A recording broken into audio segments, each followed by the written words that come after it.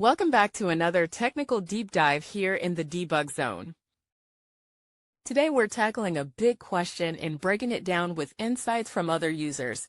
Hopefully this clears up some misconceptions and helps you get the answer you need.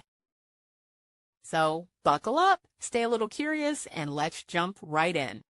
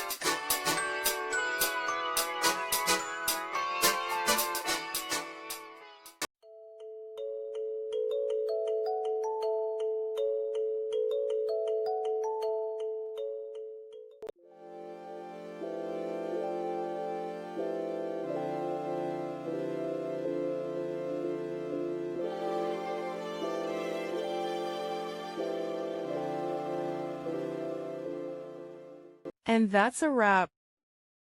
I hope you found the answer you were looking for. If you did, take a second to hit that subscribe button. It really helps out. And let me know in the comments which solution worked best for you. See you next time in the debug zone.